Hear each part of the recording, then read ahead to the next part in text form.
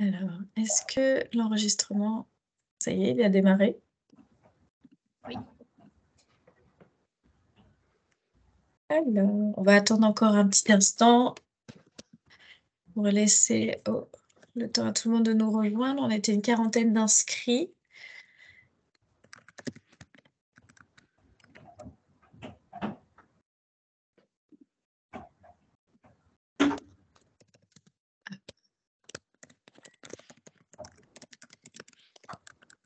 Il y en a qui sont très actifs sur leur clavier, qui tapotent très vite.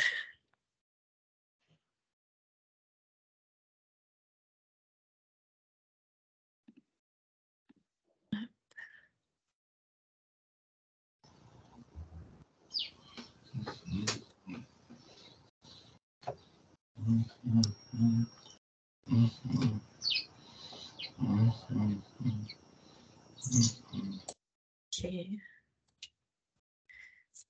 On va commencer et les autres nous rejoindront en cours de route. D'abord, je voulais vous remercier toutes et tous d'avoir trouvé du temps dans vos activités denses pour ce moment d'échange. Du coup, je me présente. Je suis Fanny Lepoivre, je suis déléguée générale de la Jeune Fondation territoriale de Loire-Atlantique et je suis accompagnée de Juliette Ovlac qui représente la commission de cet appel à initiative et qui se présentera juste après. Et Pascaline Baudry, qui est bénévole au sein de l'équipe et qui fait énormément de choses sur la constitution de cet appel à initiative.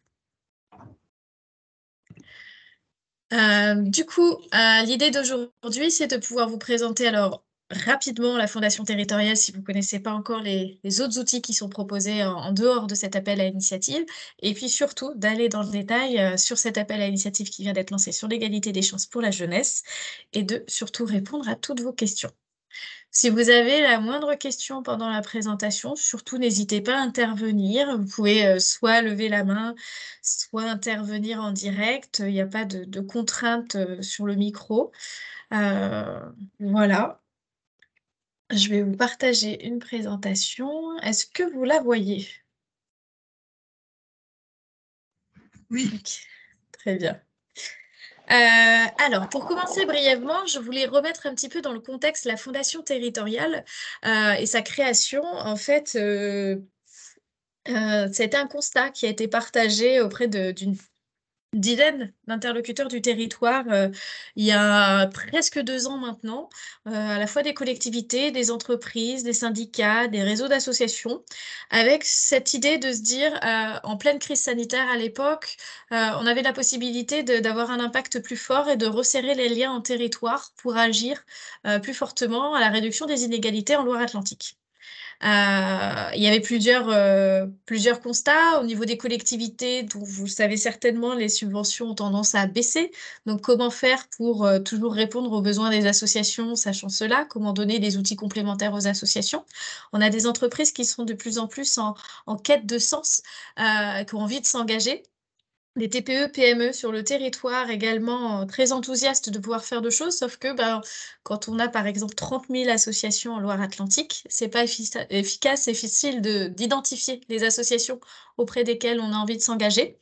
Et donc l'idée était de se dire comment on peut se réunir avec un outil de cette fondation territoriale pour faire un tiers de confiance qui vient faciliter la mise en relation entre les entreprises locales et les associations locales.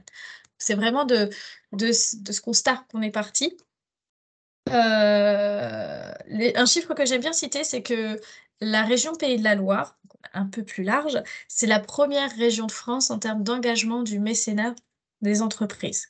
Donc ça, je ne sais pas si vous le saviez, mais ça, c'est pour dire surtout qu'on est sur un territoire fertile, un terreau fertile où il y a énormément de dynamique. Je ne cite pas d'autres réseaux, mais comme le DRO, la plateforme RSE de Nantes Métropole, des outils qui existent déjà et qui montrent l'attractivité et les actions déjà nombreuses qui existent sur le territoire. Et donc, la Fondation territoriale, elle est là finalement pour mettre en mouvement et créer des ponts entre des acteurs qui n'ont pas forcément l'habitude de travailler ensemble. Du coup, il y a eu 1 an de préfiguration à cette fondation. Elle a été créée en juillet dernier, donc c'est tout récent. Mais avant, il y a eu une année où tous les 2 mois, pendant 3 heures, un certain nombre d'acteurs qui sont listés ici se sont réunis autour de la table pour réfléchir ensemble à qu'est-ce qu'on pourrait faire, pourquoi, comment, avec toujours le même enjeu de réduire les inégalités plus fortement sur le territoire. Et les 10 logos que vous voyez juste en dessous, ce sont les logos de nos 10 fondateurs. Et ça fait partie de l'ADN de la Fondation territoriale, c'est toujours de représenter à parts égales à la fois les entreprises, les collectivités et les réseaux d'associations. Donc, il y a certains acteurs que vous devez connaître très, très bien. Et donc, on travaille main dans la main. Et donc, tout ce qu'on a réfléchi, pensé et construit, c'était avec les acteurs du territoire pour venir finalement combler les trous dans la raquette et venir à des endroits où il y avait des besoins et notamment valoriser les acteurs qui existent parce qu'en fait, il y a tellement de choses qui existent que c'est parfois compliqué de s'y retrouver. Les missions qu'on s'est données et petite particularité aussi à noter, c'est que, cette fondation territoriale est une première en France aujourd'hui, puisqu'il en existe d'autres sur le territoire, mais elles sont toutes à l'initiative d'une collectivité. C'est la première qui est vraiment à l'initiative de différentes parties prenantes du territoire et c'est ce qui lui donne sa force aujourd'hui après, finalement si peu d'existence, de pouvoir catalyser autour d'elle, autant d'acteurs. Et du coup, pour réduire à grande échelle les inégalités du territoire, on est sur les inégalités sociales, sociétales et environnementales. Donc on est très large et c'est volontaire et on a même cette volonté d'avoir une approche systémique. Alors désolée pour le gros mot, mais cette idée de se dire qu'une inégalité sociale est étroitement liée à une inégalité environnementale et qu'aujourd'hui, il est important de faire ces ponts. Et que la façon d'y arriver, c'est de faciliter le développement du mécénat auprès des entreprises, donc les accompagner, les outiller, les sensibiliser, pour que le mécénat soit quelque chose de facile à mettre en œuvre. Parce que ce ne sont pas à toutes les associations que vous êtes aujourd'hui d'aller sensibiliser les entreprises, parce que ça prend du temps et que vous avez du temps aussi précieux, à utiliser pour votre mission. C'est aussi de faire monter en compétence les associations avec des outils pour, de formation, d'accompagnement, que je vais vous décrire un petit peu après et puis d'être ce tiers de confiance pour créer cet espace de coopération. Je ne sais pas si le mécénat aujourd'hui, c'est un terme qui est clair pour tout le monde. En tout cas, je voulais juste apporter des petites précisions. Le mécénat, déjà, c'est un don d'une entreprise à une association loi 1901 d'intérêt général. Il y a un cadre. C'est un don sans contrepartie, mais qui ouvre droit à une déduction fiscale de 60% des impôts sur les sociétés. Et ça, c'est le mécénat financier qu'on connaît surtout, mais il existe aussi de mécénat en nature, le mécénat de compétences et plein d'autres que je vous ai donné en exemple juste en dessous. Mais c'est pour montrer l'éventail large de tout ce qui est possible de faire entre une association et une entreprise et justement la mission de la Fondation territoriale de venir permettre de faciliter et d'y voir plus clair dans tous ces outils qui existent dans le cadre du mécénat. Et du coup, on a 3 outils principaux. Le premier, c'est le point ressources et information du mécénat sur le 44, c'est le PRIM 44. Alors peut-être que certains d'entre vous le connaissent déjà où c'est des outils gratuits pour les associations et les entreprises de Loire-Atlantique. Ensuite, on a du soutien au mécénat avec nos appels à initiative et je vais vous présenter le deuxième qu'on vient de lancer. Et le troisième pilier, c'est cet espace de coopération entre acteurs qui n'ont pas l'habitude de travailler ensemble et on a lancé 2 expérimentations. La première, c'est de créer un observatoire des inégalités sociales, sociétales et environnementales sur le territoire. Parce que quand on s'est créé, on s'est demandé c'était quoi les inégalités, la singularité de la Loire-Atlantique et on avait plusieurs études, mais aucune qui nous permettait d'y voir clair. Et donc on s'est dit qu'on allait s'embarquer dans la création de cet observatoire, où l'idée n'est de surtout rien réinventer et surtout de créer des synergies entre les acteurs qui existent déjà. Et donc ça se passe avec des groupes de travail qui se réunissent tous les 3-4 mois. On a une vingtaine de personnes et c'est ouvert à tous. Donc si ça vous intéresse d'en savoir plus, avec grand plaisir de vous en parler ultérieurement. Mais l'idée, c'était surtout de faire un focus sur l'appel à initiative. Un seul slide, pas plus, sur le PRIM 44 et ses outils qui sont proposés. Donc ceux-là, ils sont vraiment accessibles à tous en Loire-Atlantique. Je vais surtout vous parler de ceux qui sont dédiés aux associations. On a des webinaires, donc comme celui qu'on organise aujourd'hui, mais tous les 2 mois, on emmène pour présenter aussi le mécénat plus largement. On a un accompagnement individuel qui est proposé avec les permanences téléphoniques. Donc ça, vous pouvez prendre rendez-vous directement en ligne sur notre site internet. C'est des créneaux de 45 minutes où on prend le temps de répondre à toutes vos questions spécifiques, de vous orienter vers des mécènes potentiels du territoire que vous ne connaîtriez peut-être pas, de vous informer plus largement sur ces outils, de répondre à vos questions pour vous guider dans votre stratégie de mécénat. On a aussi un programme de mentorat qui a été lancé en janvier dernier pour 10 associations qui sont accompagnées par, 10, experts du mécénat sur le territoire. Donc on va retrouver, des personnes comme, la directrice de la fondation Audencia, de l'ADAPI 44, qui sont vraiment spécialisées du mécénat, qui sont des professionnels du mécénat et qui vont aider des petites associations locales sur un format de 1h30 par mois pendant 3 mois pour vous permettre, ben, de prendre de la hauteur, de refaire le point sur la stratégie, puis de vous donner des pistes pour avancer.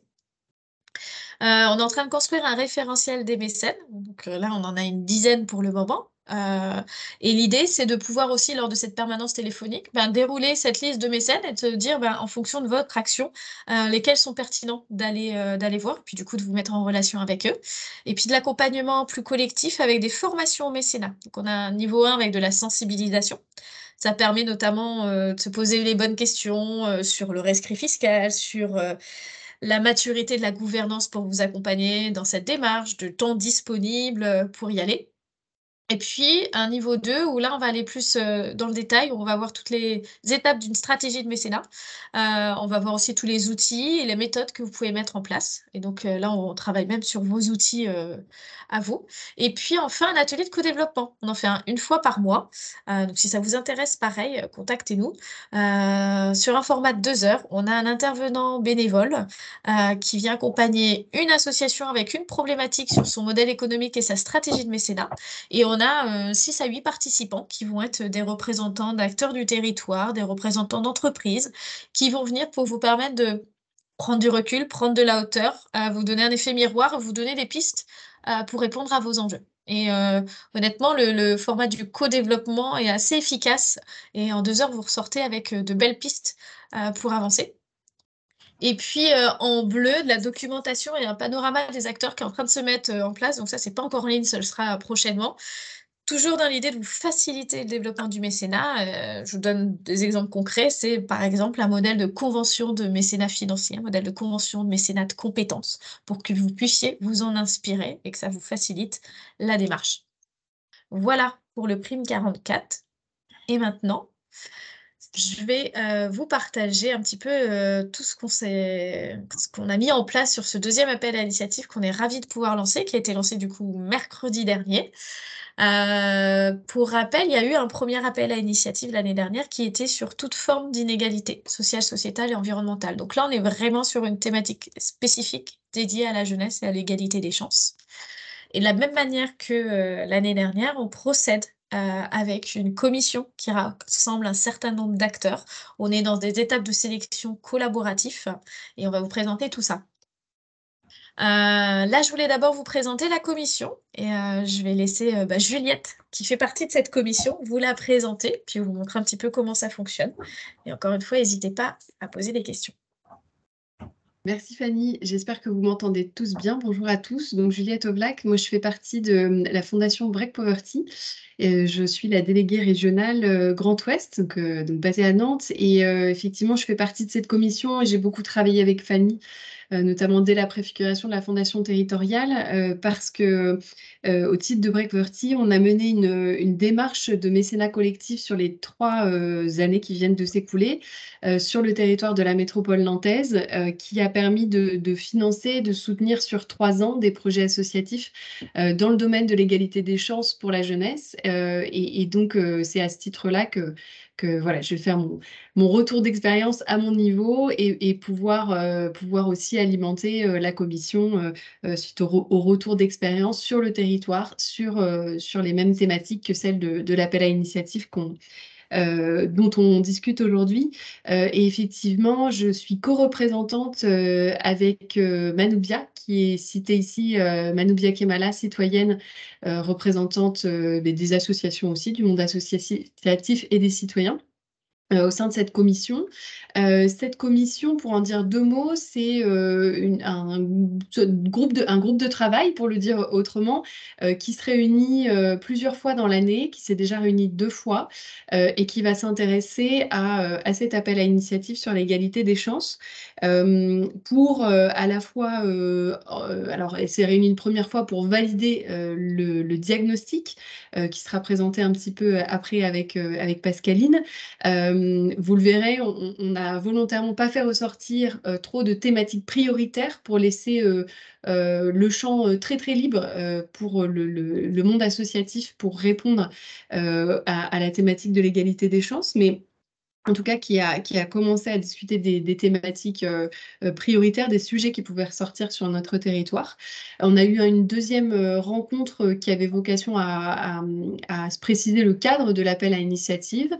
Et puis, on se reverra pour présélectionner un certain nombre de candidatures courant mai.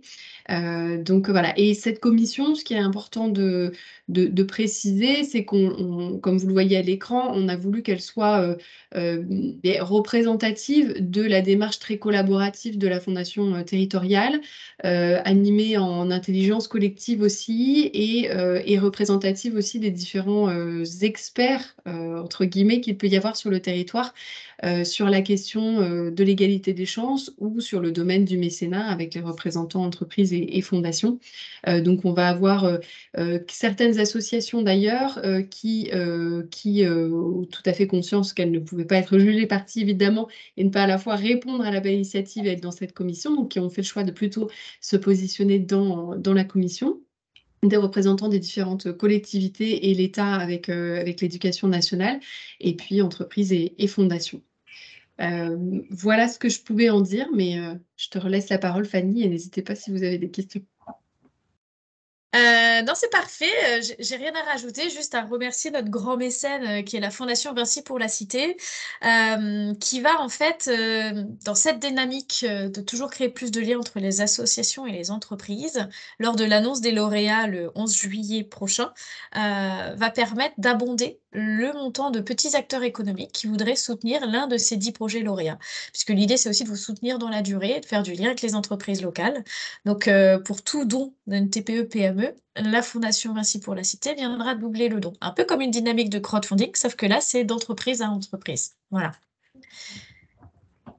À présent, on va vous détailler un petit peu, et c'est Pascaline qui va vous en parler, toute cette première commission où on s'est réunis, où la volonté, nous, c'était de se dire, avant de démarrer sur cette thématique, voyons où nous en sommes en Loire-Atlantique, quelles sont les inégalités qui ressortent le plus, sachant que c'est beaucoup plus facile de trouver des données nationales que locales. Donc, on va vous expliquer un petit peu cette démarche. Merci Fanny. En effet, donc, lorsqu'on s'est réunis lors de la première commission, on a partagé autour de chiffres clés, de données nationales et de Loire-Atlantique sur l'égalité des chances. On s'est intéressé à la situation de pauvreté des enfants et des jeunes en France. On a vu le chiffre de 20% des moins de 20 ans qui sont pauvres en France. Un jeune sur 10 qui est sans emploi, sans formation, sans études. Ce sont les jeunes qu'on appelle les NEETs. Et au niveau de la reproduction des inégalités sociales, on a vu qu'il fallait 6 générations pour que les descendants d'une famille modeste atteignent le revenu moyen.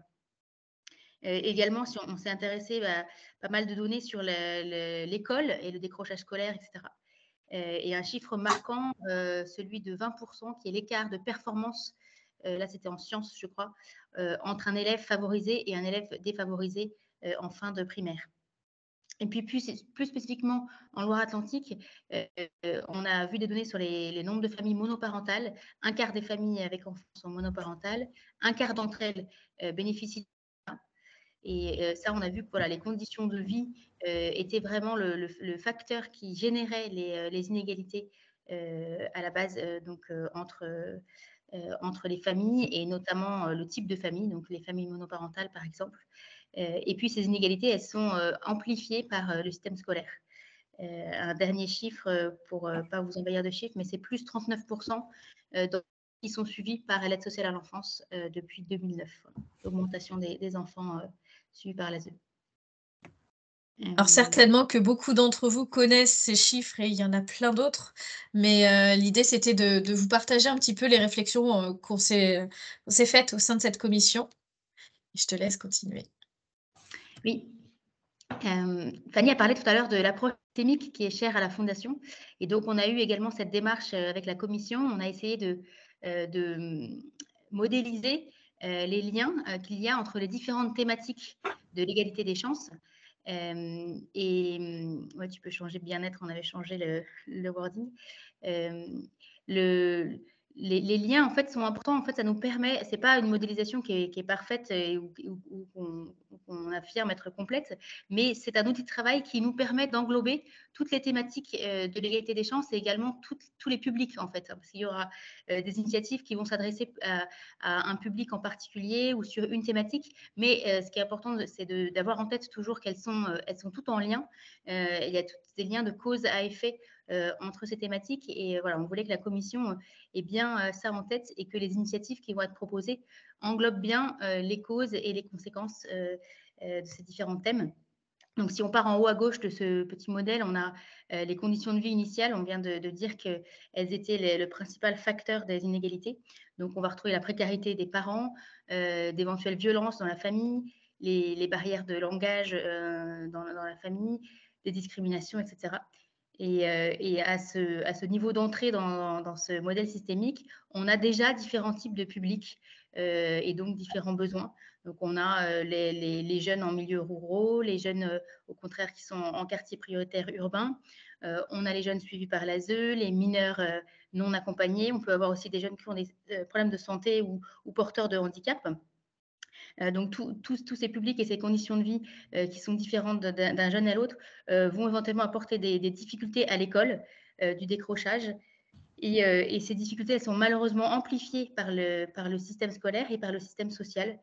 C'est là où on retrouve du harcèlement, des discriminations, l'autocensure du jeune ou parfois la censure des gens qui l'entourent ou des professeurs, mauvaise orientation, manque de confiance en soi, etc. Au milieu du modèle, on retrouve l'aspect psychologique, hein, donc on a appelé mieux-être psychologique. C'est un thème qui nous a beaucoup marqué au sein de la commission et qui est de plus en plus prégnant, surtout depuis le confinement, et qui est un peu au centre, hein, au milieu de toutes les autres thématiques. Que vous entendez souvent sous le nom de santé mentale, mais qu'on a voulu renommer autrement. Exactement. Voilà, les difficultés scolaires, les difficultés éventuelles psychologiques vont amener des difficultés d'insertion sociale et qui sont elles aussi amplifiées par, on a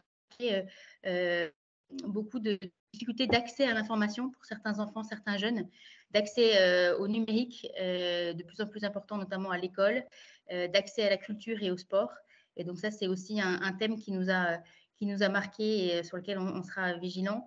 Et puis donc, in fine, des difficultés d'insertion professionnelle qui vont être à l'origine de la reproduction des inégalités qui étaient à la base de ce modèle, avec la précarité du jeune, le mal logement. Et là, on retrouve encore des publics un peu spécifiques qui vont avoir des besoins spécifiques. Donc, les NEETs dont on a parlé, donc ceux qui sont sans emploi, sans diplôme, sans formation, les jeunes errants, les jeunes vraiment en rupture, donc éloignés du système et qu'on voudrait vraiment pouvoir toucher avec cet appel à.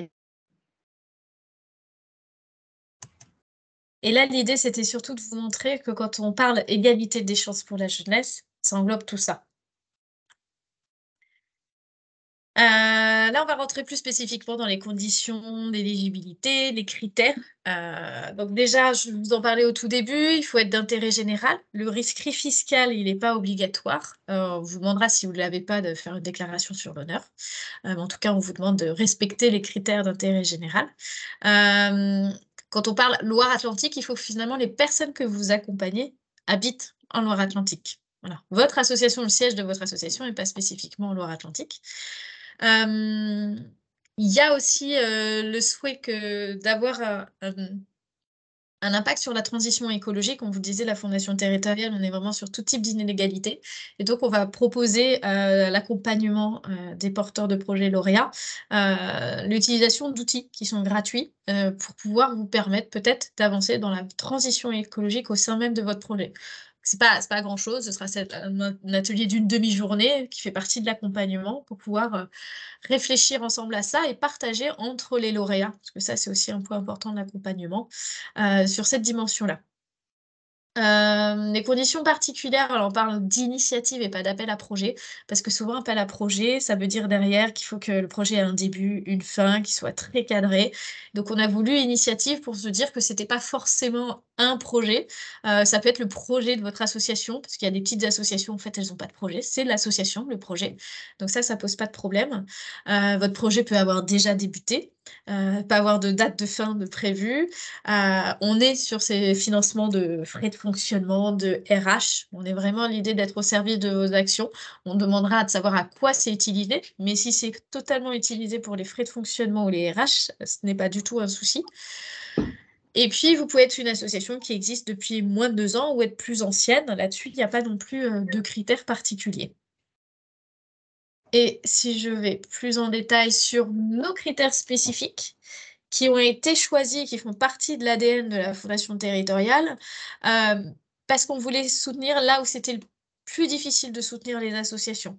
Par exemple, les associations qui sont en développement, on va pas les soutenir. Alors, on est bien d'accord, c'est le nerf de la guerre, toutes les associations ont besoin de financement à toute étape de vie, mais la Fondation territoriale, elle se positionne vraiment à l'étape de phase d'amorçage d'initiative. Alors, ça peut être une initiative qui fait partie de votre association, qui est entre guillemets un projet spécifique, pas votre association, que vous, souvent peut-être vous avez mis de côté parce que ça va être du plaidoyer, ça va être de la sensibilisation, ça va être justement des projets qui sont difficiles à faire financer que vous mettez de côté. Donc on est sur cette phase d'amorçage, à un moment où vous n'avez pas forcément fait la preuve de concept. C'est des associations qui peuvent être là depuis 4-5 ans, mais qui n'arrivent pas à passer la masse supérieure.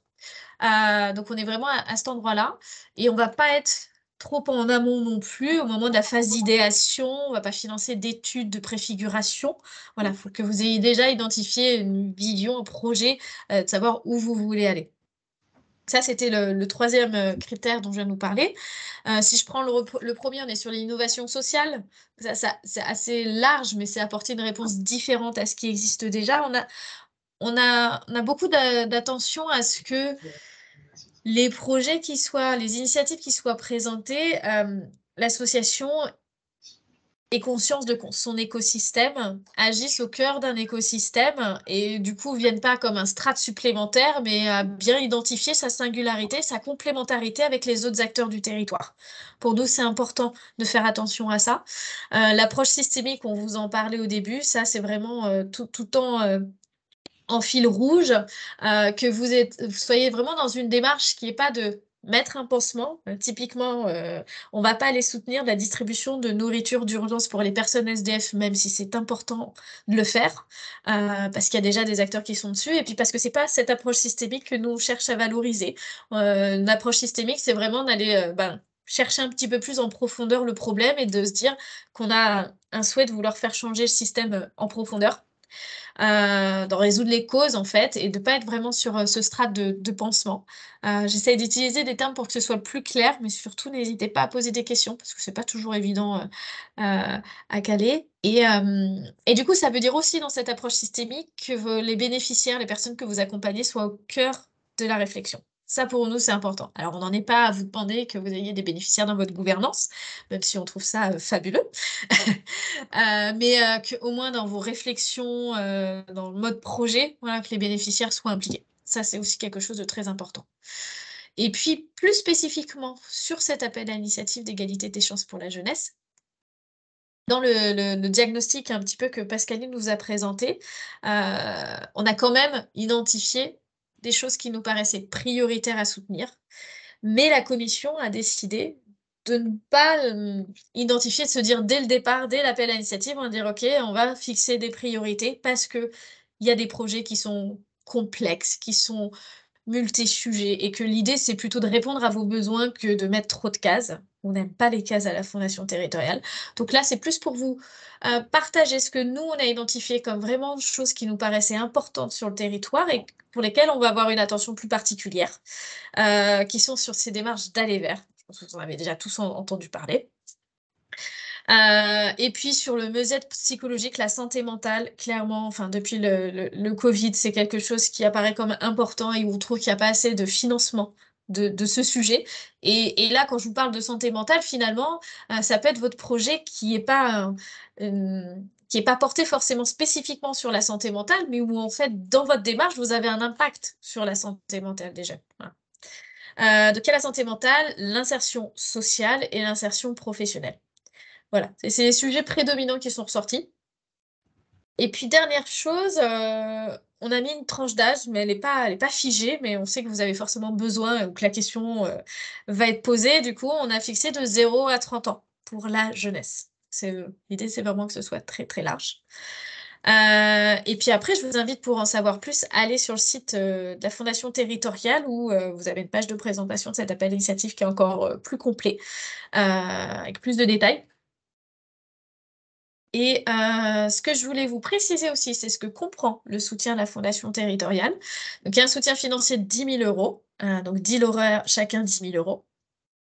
Et la fondation territoriale ne veut pas être qu'un soutien financier et ça, c'est vraiment important pour nous. Il y a aussi un accompagnement individuel qui est opéré par la fondation territoriale pendant 1 an, où on va vous accompagner pour, trouver des solutions à vos besoins en mécénat compétences, en mécénat en nature, en besoin de développement de liens avec les acteurs de l'écosystème en Loire-Atlantique, puisque nous, on a cette capacité à être catalyseur d'acteurs et donc, de vous favoriser aussi cette mise en relation, de cette création de liens avec les entreprises du territoire. Il y a aussi une mission d'accompagnement à la structuration qui est offerte par Passerelle et Compétences. Certains d'entre vous connaissent peut-être et c'est une association qui fonctionne uniquement avec des bénévoles et qui aide des associations dans leur structuration sur les sujets, ressources humaines, statut, demande de rescrit fiscal, RH, c'est très large. Et un accompagnement collectif en coaching, pour les 10 lauréats. Donc en gros, c'est sur 6 mois, il y a 6 séances et vous vous retrouvez pendant 3 heures, pour prendre de la hauteur, prendre du recul, faire un pas de côté. Alors je sais que c'est pas évident parce que ça prend du temps et on se dit qu'on a déjà beaucoup de choses à faire, mais on se rend compte quand on y est qu'en fait, ça fait du bien et qu'on le prend pas habituellement. Donc en tout cas, je pourrais vous faire témoigner les associations lauréates qui sont en train de le vivre en ce moment de notre premier appel à initiative et ça leur apporte, vraiment beaucoup. Et puis pour finir, et vraiment cette volonté de vous accompagner dans la durée, parce que là, on est sur un mécénat financier ponctuel de 10 000 €, parce qu'en fait, la FT44, elle existe que depuis 7 mois, donc on n'a pas acquis les fonds suffisants pour garantir un accompagnement sur 3 ans, même si c'est notre volonté à terme. Et donc, du coup, on va développer plein de leviers et d'outils pour que la 2e année, la 3e année, on puisse également vous soutenir. Donc, ça passe par ce dont je vous parlais tout à l'heure avec la campagne d'abondement du grand mécène. Parce que les TPE, PME, elles ont besoin de soutenir des projets concrets, mais elles vont pas avoir le temps de les suivre dans la durée. Et donc c'est un petit peu ce qu'on vient leur donner avec, les 10 projets et que nous, on va accompagner et qu'eux, ils vont pouvoir soutenir dans la durée. Et ça fait, écho justement avec la dynamique de Break Poverty qui avait été opérée sur le territoire, sur ces thématiques spécifiques. Voilà et puis j'ai un dernier slide qui sont sur les prochaines étapes, sur le calendrier. Donc, le lancement, il s'est fait le 1er mars. Il y a 2 mois pour candidater jusqu'au 30 avril. Du coup, c'est Pascaline, que vous avez entendu qui va réceptionner, qui va vous envoyer le dossier de candidature, qui va réceptionner vos candidatures. Une fois le 30 avril passé, il y a une dizaine de jours où on va analyser les dossiers. Donc il y aura des membres de la commission et moi-même, on va analyser les dossiers. Et ensuite, il y a une commission spéciale, pour, choisir les, 25-30 dossiers qui vont être instruits. Ensuite, il y a la phase d'instruction pendant 15 jours où il y a un binôme qui va venir à votre rencontre dans vos locaux. Un binôme qui est représenté à la fois par un acteur qui a l'habitude d'instruire des dossiers d'association. Vous allez retrouver des acteurs comme les Écosolis, des directions de l'action sociale de Malakoff Humanis, de la CAF, du DLA, de la CRES, pour ne citer que Passerelle et Compétences. Et en binôme avec un chef d'entreprise ou un représentant d'entreprise qui n'y connaît potentiellement rien du tout et qui a envie de faire du lien avec les associations, comprendre vos enjeux et qui va apporter, cette vision entrepreneuriale qui est toujours très intéressante. Donc voilà et une fois cette instruction passée, il y en aura, 20 qui seront gardés pour passer devant le jury final qui sera le 19 et 20 juin prochain. Et en général, c'est dès le lendemain que je vous donne les réponses, ça va très vite.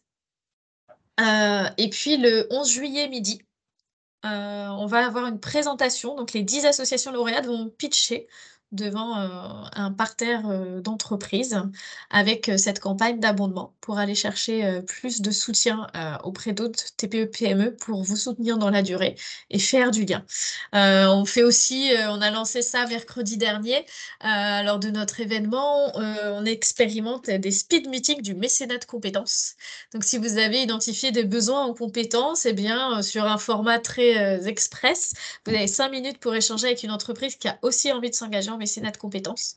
Et l'idée, là, c'est de faire du lien, parce que souvent, en fait, c'est juste ce qui manque. Voilà.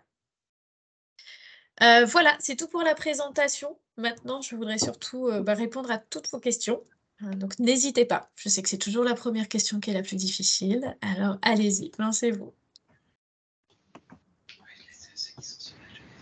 Si je peux, Fanny, j'aurais juste une question éventuellement. Bien sûr. Elle correspond, c'est par rapport aux critères, la démarche écologique RSO. Oui. Donc ça veut dire que c'est vous qui proposez des outils par la suite. Oui. On s'engage en fait à utiliser et à mettre en place, ça représente une demi-journée, c'est ça? C'est ça, en fait. C'est soit, tout dépend de votre maturité là-dessus, c'est aussi du sur-mesure parce qu'il y a des associations dont ça va être la mission même ou des associations qui ont déjà intégré tout ça dans leur dispositif. Donc, il faut que ce soit pertinent. C'est pas l'idée d'être une contrainte, hein. Mais ça peut être de juste, en fait, faire un bilan avec l'outil de la CRES pour pouvoir mesurer où vous en êtes dans votre diagnostic et de pouvoir partager ça avec votre gouvernance. Ça peut être d'organiser une fresque du climat avec votre gouvernance et du coup, on met à disposition un animateur pour le réaliser. Et ça, à vous de choisir parmi les outils qui existent, celui que vous préférez utiliser, qui vous soit utile. Et la liste des outils, on les a quelque part ou... Là, elle n'est pas diffusée, mais on la partage aux associations qui sont lauréates. Donc, c'est arrivé au stade du lauréat où on pourra le mettre dans l'appel à projet.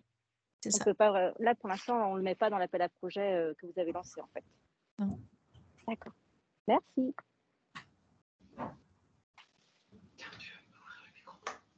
Aude, il faut juste que tu mettes ton micro. Il y a quelqu'un qui a levé la main. Ah ouais, j'ose pas lever la main. Laisse-nous lever la main. Bah non, on va se retrouver éjecté. Que vous m'entendez mieux? Oui, complètement. Oui. Merci.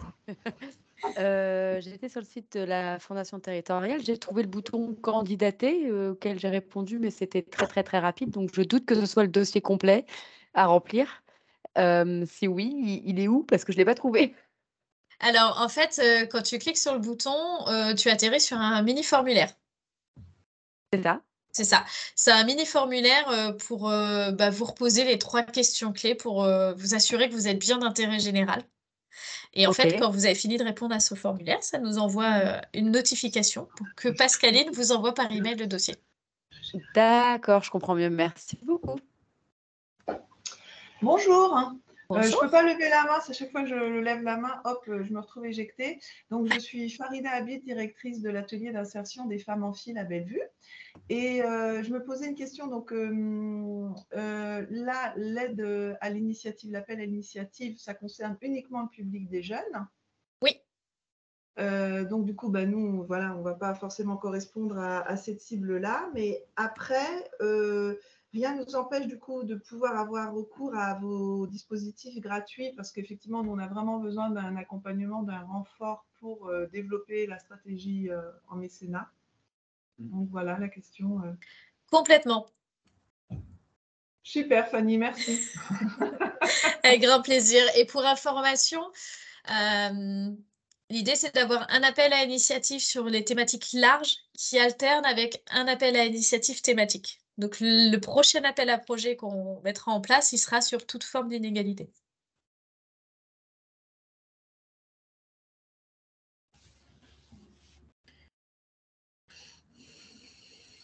Est-ce qu'il y a d'autres questions? Oui, bonjour, Marc de Flacieux. Donc, je suis bénévole à Un véhicule pour un emploi. Pour bien cadrer l'aide potentielle, et je pense que FT44 n'a pas intérêt de trop à se disperser. La question très claire, c'est toutes les choses qui sont proposées, c'est-à-dire l'accompagnement individuel, le référentiel de mécène, etc., dont toutes les actions concrètes ne sont ouvertes que si l'association est sélectionnée. On est bien d'accord. Alors, en fait, je sais que c'est pas évident.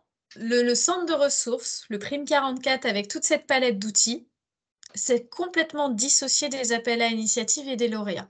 Donc ça, tout ça là, les formations, l'accompagnement, c'est ouvert gratuitement à toutes les associations Loire-Atlantique. D'accord? En revanche, l'accompagnement, je vous ai présenté ici, c'est celui qui est dédié aux 10 lauréats de chaque appel à initiative. Oui, donc dedans, il y a le coaching, par exemple, un accompagnement individuel, c'est le coaching, c'est là. Oui. OK. Non, mais c'est clair. Pardon. Pardon, non. Non, allez-y. Sachant que du coup, dans le Prime 44, vous avez aussi la permanence téléphonique avec des rendez-vous de 45 minutes que vous pouvez prendre. En fait, il y a une permanence un mardi après-midi sur 2 et vous prenez rendez-vous directement en ligne. Oui, ça c'est vraiment pas mal. C'est plus que pas mal même, hein. C'est sympa. Je pense que les accès sont user-friendly, quoi. Les accès justement à ces services-là sont assez commodément présentés. Enfin, on peut y accéder assez facilement, je pense. Oui, en fait, c'est sur le site internet. Hop. Ce sera plus simple. Quand vous êtes sur la page du Prime 44, on vous représente la petite image et en fait, là, vous pouvez directement vous inscrire. Et pour la permanence téléphonique, vous prenez rendez-vous en ligne et ça vous envoie sur un outil où il y a les créneaux qui sont proposés et vous calez votre rendez-vous. Voilà. C'est vraiment professionnel, mais ce n'est pas un scoop, hein. Ce que je vous dis. L'idée, c'est que ce soit surtout facilitant. Une autre question, si on est éliminé par exemple de cet appel à candidature pour la jeunesse, est-ce qu'on peut représenter un dossier qui sera un peu amendé, retravaillé à un appel suivant plus large? Oui, complètement, même s'il n'est pas amendé. D'accord. Moi, a priori, pour le moment, voilà, je fais silence. Merci. Alors, je vois des mains levées, n'hésitez pas à prendre la parole. Bonjour, je suis Jade Clérici, directrice du collectif TECAP à Nantes. Du coup, on a un projet sur l'accompagnement des jeunes en situation de handicap, notamment sur le dispositif service civique et en fait un accompagnement sur la question de l'accès à la vie sociale pour les jeunes en situation de handicap en lien avec notre réseau. En fait, j'ai juste un doute sur le terme initiative, parce que nous, c'est un projet qui existe depuis quelques années. Disons que depuis 2 ans, on voit bien que les jeunes, il y a un vrai besoin, vous parliez de santé mentale tout à l'heure, mais un vrai besoin d'accompagnement hors médico-social aussi pour les jeunes en situation de handicap qui sont parfois hors de ce dispositif-là. Et je voulais juste savoir si ça posait un problème, si c'était un projet qui... Enfin, du coup, c'est le terme initiative qui me gêne parce qu'initiative, ça fait un peu nouveauté. Et pour autant, ce n'est pas un projet nouveau, mais un projet qui se transforme au vu des conditions des jeunes et de l'accompagnement qu'on a envie de poursuivre. Voilà, je ne sais pas si ma question est très claire. C'est très clair. On a choisi initiative parce que justement, on ne voulait pas mettre projet, parce que projet, souvent, il a la connotation, il faut qu'il y ait un début, une fin, qu'il n'ait pas commencé, et on ne voulait pas rentrer là-dedans. Donc, initiative, c'est vraiment pour être plus large, et donc, du coup, que votre projet ait commencé, il n'y a pas de souci. En revanche, ce qui va être important pour vous de regarder, c'est que vous n'êtes pas en phase de développement, mais vraiment en phase d'amorçage, même si votre projet existe depuis un certain temps, que vous soyez à une étape où vous n'arrivez pas à passer l'étape supérieure.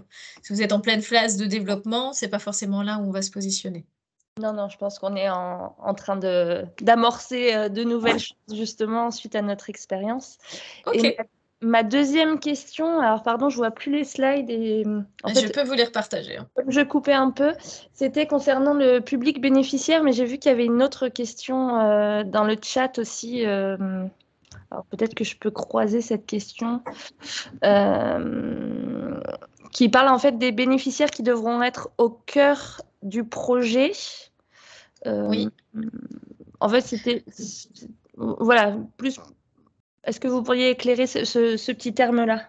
Oui, c'est qu'on souhaite que les bénéficiaires soient impliqués dans votre réflexion sur votre projet, votre initiative.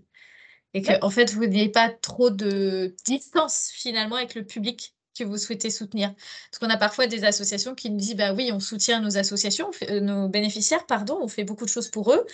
Mais quand on creuse, on se rend compte qu'ils ne participent même pas à la réflexion, qu'il n'y a pas forcément d'études de satisfaction, qu'il n'y a pas de remise en question et d'échange avec justement le public bénéficiaire sur la façon d'opérer votre démarche. D'accord. Alors, dans le chat, il y avait une question, Fanny, spécifique sur si les bénéficiaires sont des enfants, comment est-ce qu'on les implique dans le projet? Bah, par les parents. Je ne sais pas si ça répond à la question.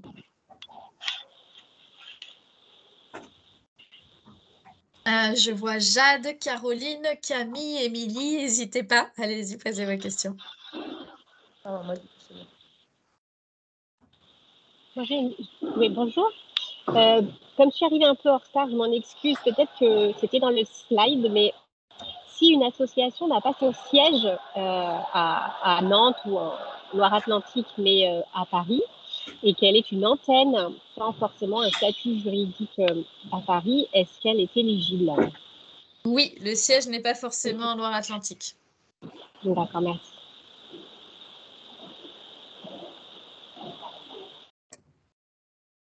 Caroline? Caroline, il n'y a plus le micro. Ah si, ça y est. Oh, Caroline. Et le micro est coupé, Caroline. Là, c'est bon? Oui. Ok, bonjour. Bonjour, Caroline. Je reviens sur les critères d'éligibilité. Tous en mer à 4 ans, effectivement, on est en phase d'amorçage, mais sur certains publics. Finalement, là, ça va être, je pense, très questionnant pour nous si on rentre dans les critères ou pas. Effectivement, sur les activités qui existent depuis un certain temps et où ça roule, entre guillemets, même s'il y a toujours besoin de financement pour le modèle économique, hein, on ne va pas se positionner là-dessus. En revanche, si c'est sur des nouveaux publics, de l'expérimentation, ouais. Ok, super. Merci. Derrière. Je crois que Jade avait une question, sinon n'hésitez pas. C'est bon, j'ai posé ma question, c'était pour le collectif TCAP. Ok.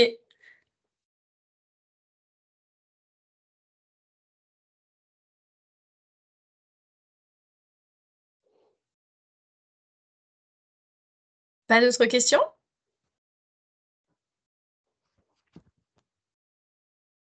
Bonjour. Bonjour. Donc, Sophie, bénévole à l'association Omavie. Moi, j'avais une question par rapport aux bénéficiaires. Vous dites qu'ils doivent obligatoirement être en Loire-Atlantique? Oui. D'accord. Et de toute façon, il y a le problème de l'amorçage, je pense aussi, au niveau de l'association. D'accord. Oui, on est la Fondation territoriale de Loire-Atlantique, donc on est focus vraiment sur ce territoire. Est-ce que nous, en fait, on accompagne les enfants qui sont hospitalisés au CHU de Nantes. Donc, le CHU de Nantes couvre en fait plutôt la région. Mais les personnes que vous accompagnez, elles sont au CHU de Nantes? Oui, en fait, c'est pour ça. Elles sont hospitalisées au CHU de Nantes, mais des fois, elles n'habitent pas Nantes, enfin, ni 44. Bah, ça se questionne, mais en même temps, c'est pas fermé là-dessus. D'accord. Après, vous n'avez pas le fonds de dotation du CHU qui vous accompagne? Non. On a un partenariat avec eux au niveau de l'accès en fait au service oncologie, mais on n'a pas de financement de leur part.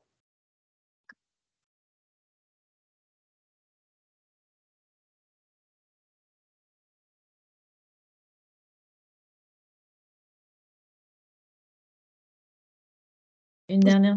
Oui, pardon. J'ai une autre question. Donc, c'est encore Jade pour le collectif TCAP. J'ai pas vu, mais est-ce qu'il faut qu'il y ait des cofinancements obligatoires pour le projet ou... Non, les cofinancements ne sont pas obligatoires. Après, on va regarder quand même votre modèle économique de base et on vise toujours à ce que vous ne soyez pas dépendant. Mais à partir du moment où votre modèle économique a une certaine stabilité, il n'y a pas forcément besoin sur cette initiative-là d'avoir des cofinancements. D'accord. Fanny, il y a une question sur le chat d'une personne qui n'a pas de micro. Y a-t-il des financements qui sont rédhibitoires si on les a pour être accompagnés par la FT44? Comment ça? Je suis pas sûre de bien comprendre. C'est un autre cofinancement d'un autre acteur, en fait, et qu'on voudrait pas être à ses côtés? C'est ce que je comprends, mais Bah, si c'est bien ça, non, il y a pas.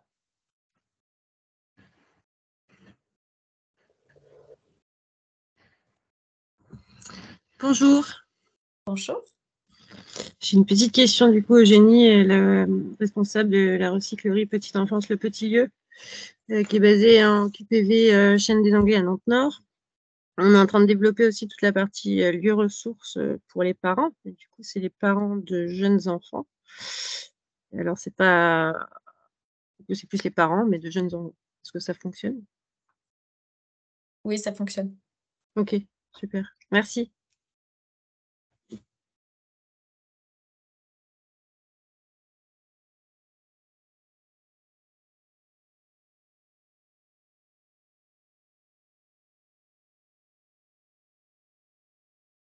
Est-ce qu'il y a une dernière question?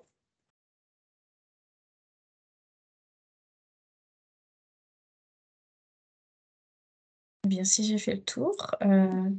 Oui, Stéphane. Ah, pardon, Morgane. Je prends la parole. Je voulais savoir si les actions, j'ai peut-être pas tout entendu parce que j'étais aussi au boulot en même temps, si les actions pouvaient être aussi avec des publics mixtes, c'est-à-dire au niveau de l'âge. Est-ce que c'est destiné uniquement à la jeunesse ou si par exemple nous on fait des ateliers cuisine et si dans ces ateliers cuisine il peut avoir par exemple moitié d'enfants et quelques personnes retraitées, est-ce que ça peut fonctionner ou pas? C'est quoi l'idée du projet? C'est quoi l'idée du projet? L'idée, c'est de mettre en place des ateliers, des temps de cuisine avec des jeunes, avec des adultes, voilà, en convivialité. Et donc, savoir si cet aspect mixité d'âge était possible ou pas. Voilà. Alors, si c'est une majorité de jeunes, j'ai envie de vous dire oui, parce que c'est quand même une thématique dédiée aux jeunes. Et si c'est pour créer du lien intergénérationnel pour les jeunes, oui. D'accord. Voilà. Après, si c'est une action vraiment mixte, ce sera peut-être pas catégorisé dans une action pour les jeunes. D'accord, ok.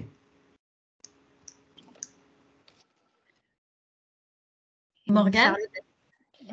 J'ai mangé ma question. Si des questions reviennent par la suite, on peut les envoyer à qui éventuellement? Vous pouvez les envoyer à Pascaline, avec grand plaisir. Avec Pascaline. Ouais. Et à l'adresse contact@fondationterritoriale44.org. C'est simple. Charlotte a précisé la question, Fanny. Est-ce que bénéficier des finances de la ville ou du contrat ville empêche le financement par la FT44? Non, pas du tout. Non, après, ce que je peux préciser, c'est que vu qu'on est vraiment sur cette phase d'amorçage, qu'on souhaite soutenir plus spécifiquement des associations qui ont plus de difficultés à trouver des financements, ça va être ce qu'on va regarder aussi, c'est que si vous avez déjà beaucoup de financement, si vous avez beaucoup de soutien d'une antenne nationale, si vous êtes une antenne locale, on va certainement moins aller vers ce type de projet, clairement. Ça quand même favorise davantage l'accompagnement des associations locales.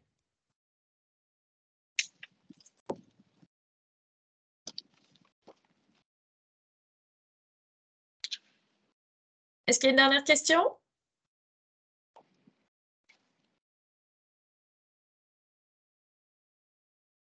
Eh bien, si j'ai pu répondre à toutes votre questions, j'en suis ravie. Et puis, si vous en avez d'autres qui viennent ultérieurement, n'hésitez pas à nous contacter. Le replay, il sera mis en ligne très prochainement. Si vous voulez le regarder à nouveau, il sera sur la page du site internet Appel à Initiative. Merci beaucoup. Bon courage pour remplir vos dossiers de candidature et à très bientôt. Merci. Merci beaucoup. Merci. Au revoir. Merci à tous. Au revoir. Au revoir. Merci.